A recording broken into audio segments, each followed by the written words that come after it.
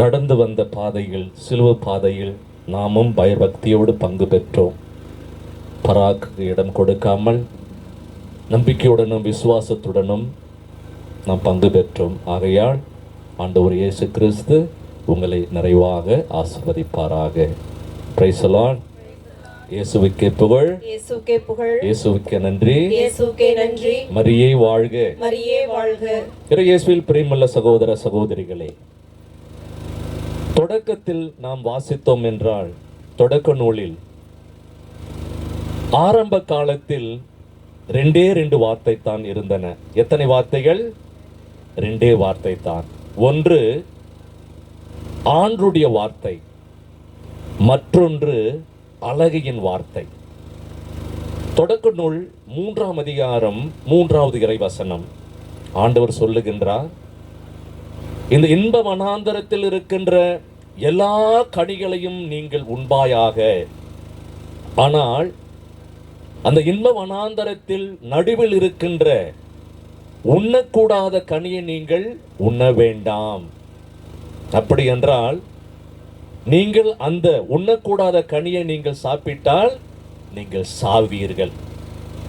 இது ஆண்டருடைய முதல் வார்த்தை. தடை செய்யப்பட்ட கனிகளை நீர் உண்டால் உனக்கு மரணம் நிச்சயம். இதுதான் ஆண்டருடைய முதல் வார்த்தை. இரண்டாவது அழகினுடைய வார்த்தை என்னவென்றால், தொடக்க நூல் 3:4 வாசிக்கின்றோம். அழகி சொல்லுகிறது யாவாளிடத்தில், நீங்கள் இந்த இன்ப வனாந்தரத்தில் இருக்கின்ற எல்லா கனிகளையும் சாப்பிடலாம், உங்களுக்கு என்ன வராது? சாவே வராது. இதுதான் அழகனுடைய 2ஆம் வார்த்தை. பாருங்க, ஆண்டுடைய முதல் வார்த்தை, உண்ணக்கூடாத தடை செய்யப்பட்ட கனியை நீ சாப்பிட்டால் நீ மரித்து போய் விடுவாய். இதுதான் ஆண்டுடைய முதல் வார்த்தை. ஆனால் அழகனுடைய வார்த்தை என்னது? நீங்க சாக மாட்டீங்க. அப்ப ஏவாளுக்கு இந்த 2 வார்த்தை முன்பாக வைக்கிறார்கள். 2 வார்த்தை முன்னாடி இருக்கிறது. இப்ப ஏவாளுக்கு எந்த வார்த்தை கவர்ச்சியா இருந்தது?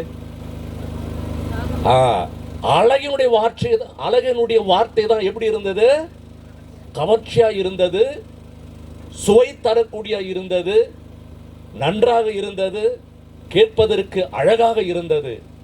இதே போலதான் அன்புமிக்க சகோதர சகோதரிகளே, நமது முன்னோர்கள் சொன்னாங்க, மின்னுவதெல்லாம் அப்படின்னா என்னது?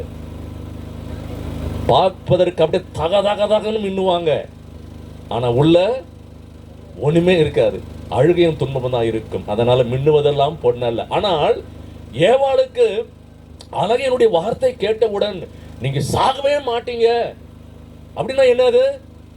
அந்த பழத்தை நீங்க சாப்பிட்டீங்கன்னா, தடை செய்யப்பட்ட கனியை நீங்க சாப்பிட்டீங்கன்னா கடவுளை போல நீங்க மாறிவிடுவீர்கள், உங்களுக்கு சாவே கிடையாது அப்படின்னு அந்த அழகை சொன்னவுடன் ஏவாள் அதை ஏற்றுக்கொள்கிறாள். இதுதான் தொடக்கத்தில் இருந்த 2 பேருடைய 2 வார்த்தை. ஒன்று சாவீர்கள், இன்னொன்று சாக மாட்டீர்கள். வசனம் சொல்லுகிறது, உரோமையர் 6:23, பாவத்தின் சம்பளம் பாவத்தின் கூலி. யாருக்கு கிடைக்கும் அந்த கூலி? யாருக்கு வந்தது? ஆதாம் ஏவாளுக்கு வந்தது. இன்றைய தியானத்தின் முதல் நாள் என்பதன் அழகாக சிலுவை பாதை நாம் தியானித்தோம். நாளையிலிருந்து அழகாக நமக்கு தியான ஃபுல் டே இருக்கும், தந்தை அவர்கள் நமக்கு கொடுத்தது போல. அதனுடைய சிந்தனையாக முதலாவதாக மத்தேயு நற்செய்தி 22ஆம் அதிகாரம் 37 ஆண்டவர் சொல்லுகின்றார், நாம் கடவுளை எப்படி அன்பு செய்ய வேண்டுமாம்? உன் முழு உள்ளத்தோடு, முழு அன்போடு, முழு ஆற்றலோடு, முழு சக்தியோடு உன் கடவுளாகிய ஆண்டவரை அன்பு செய்வாயாக. எல்லாம் முழுக்க பாதி எதுவுமே கிடையாது. இரண்டாவது, இது இறை அன்பு.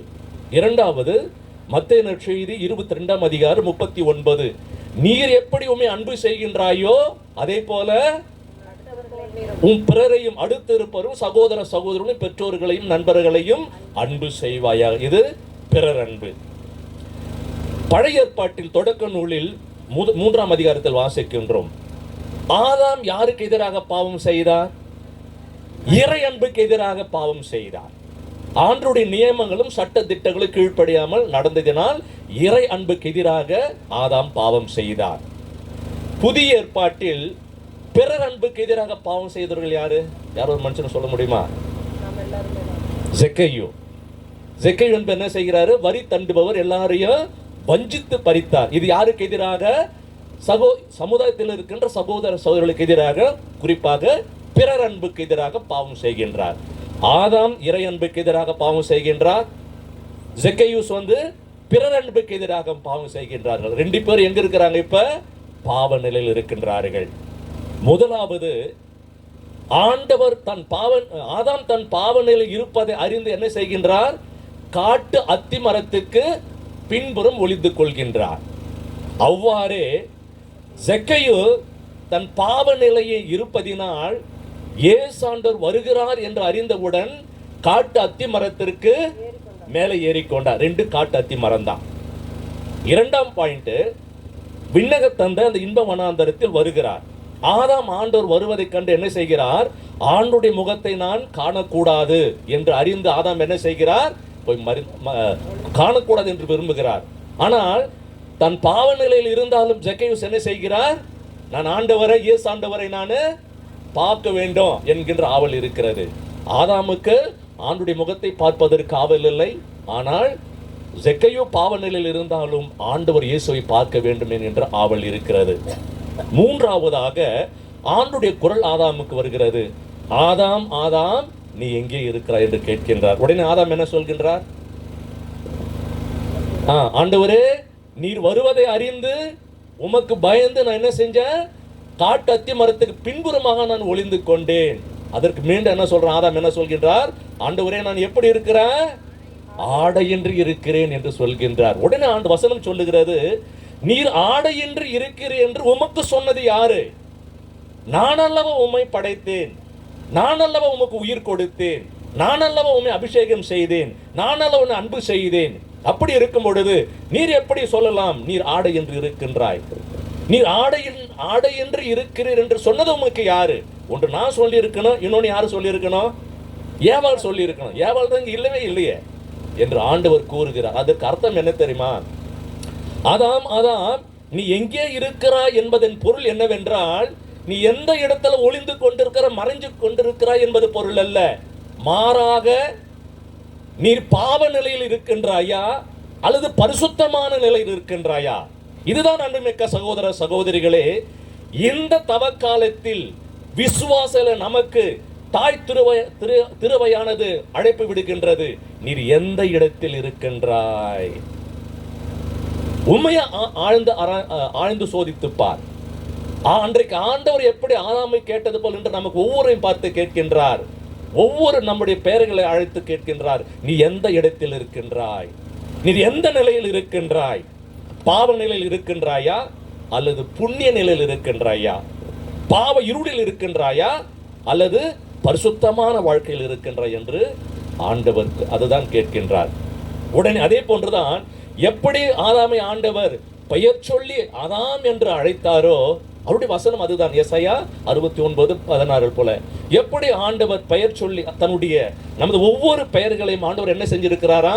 தமது கரங்களில் பொதித்து வைத்திருக்கின்றார். அவ்வாறே ஆதாமை அழைத்தது போல செக்கேயு பாவ நிலையில் இருந்தாலும் செக்கேயு ஆண்டவர் என்ன கூப்பிடுறாரு? செக்கேயு, செக்கேயு, இறங்கி வா.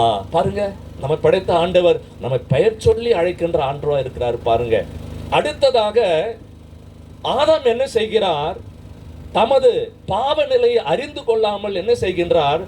வசனம் சொல்லுகிறது, நீதிமொழிகள் 28:13 சொல்லுகிறது, யாரெல்லாம் தனது ஆணவங்களையும் அக்கிரமங்களையும் பாவங்களையும் மூடி மறைக்கின்றார்களோ அவர்கள் சதா காலமும் வாழ்வு பெற மாட்டார்கள். யாரெல்லாம் தனது ஆணவங்களையும் அக்கிரமங்களையும் பாவங்களையும் அறிந்து கொண்டு அதை ஒப்புக்கொண்டு அறிக்கை செய்கின்றார்களோ அவர்கள் மாத்திரம்தான் வாழ்வு பெற என்று நீதிமொழிகள் 28:13 வசனம் சொல்லுகிறது. ஆனால் ஆதாம் என்ன செய்கின்றார்? தன் பாவ நிலையில் இருந்தாலும் தன் பாவத்தை ஏற்றுக்கொள்ளாமல் ஒப்புக்கொள்ளாமல் அதை மூடி மறைக்க முயற்சிக்கின்றார். என்னன்னு சொல்றாரு? ஆண்டவரே, நான் எந்த பாவத்தையும் அறியவில்லை, பாவம் அறியாத மனிதனாக இருக்கின்றேன். ஆனால் எனக்கு துணையாக ஒருவள் நீ தந்தீர் பாருங்க, ஏவாள் என்கிறவள்.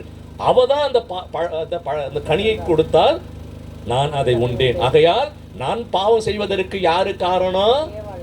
நான் அல்ல ஆண்டவரே, நான் ஒன்றும் அறியாதவன். இதைத்தான் வசனம் லூக்கா நற்செய்தி 18:7 சொல்லுகிறது. பாவம் செய்வது மனித இயல்பு, பாவத்தில் விழுவது மனித இயல்பு, தவறு செய்வது மனித இயல்பு. ஆனால் அந்த தவறு செய்வதற்கு யாரெல்லாம் காரணமாய் இருக்கின்றார்களோ, பாவம் செய்வதற்கு யாரெல்லாம் காரணமாய் இருக்கின்றார்களோ, அவர்களின் கழுத்தில் ஒரு பெரிய எந்திர கல்லை கட்டி, எப்படிப்பட்ட கடலிலாம்? ஆழமான கடலில் தள்ளுங்கள் என்று இறைவசனம் சொல்லுகிறது. இதைத்தான் ஆதாம் என்ன செய்கின்றார்? ஆண்டவரே, நான் எந்த பாவத்தையும் அறியல ஆண்டவரே, எனக்கு துணையா கொடுத்தீங்க பாரு, அவ பண்ண வேலைதான் என்று தன்னை நிரபராதி, பாவம் இல்லாதவன், குற்றம் இல்லாத மனிதன் என்று தன்னை நிரூபிக்கின்றார். ஆனால் பிறரற்ப கடவுள் அன்பு, இறை அன்புக்கு எதிராக ஆதாம் செயல்படுகின்றார். ஜக்கை என்ன செய்கிறார்?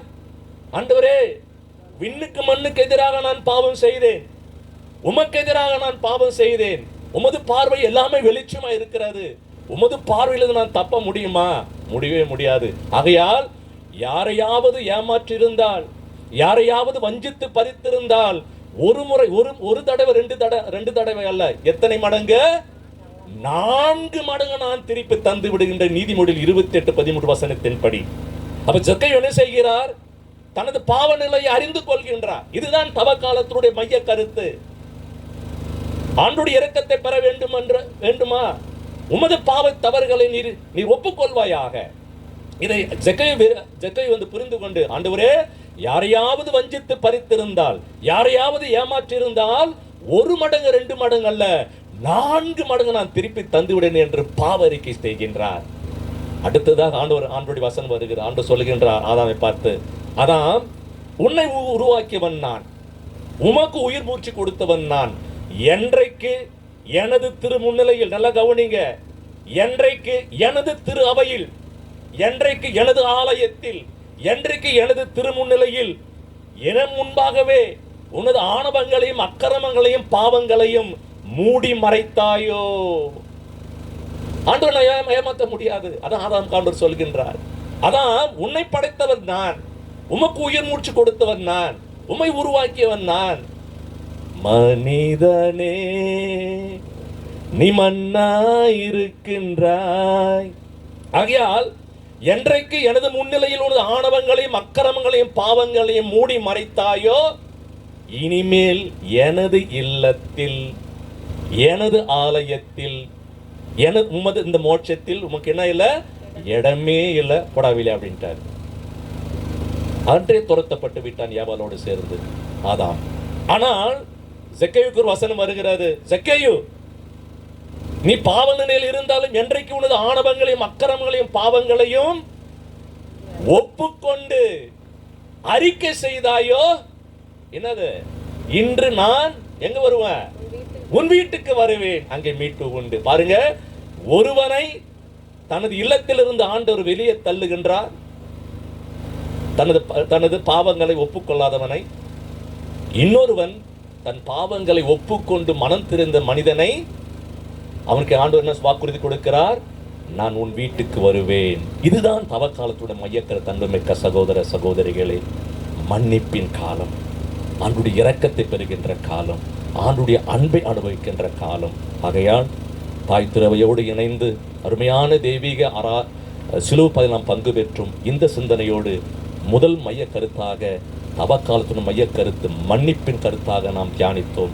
நாளை காலையிலிருந்து ஆண்டுடைய அன்பிலிருந்து எப்படிலாம் விலகி செல்வது, என்னென்ன நேரிடும், எப்படி இன்னும் நம் மனமாற்றம் பெற்று ஒரு புனித வாழ்வு வாழ, மனமாற்றம் பெற்று வாழ்வு வாழ, ஆண்டுடைய மகனாக மகளாக வாழக்கூடிய என்னென்ன அருள் வளம் ஆண்டவர் நமக்கு கொடுத்தார் என்பதை நாம் தொடர்ந்து ஜெபிப்போம். இறைவன் ஆசீர்வதிப்பாராக. ஆமென்.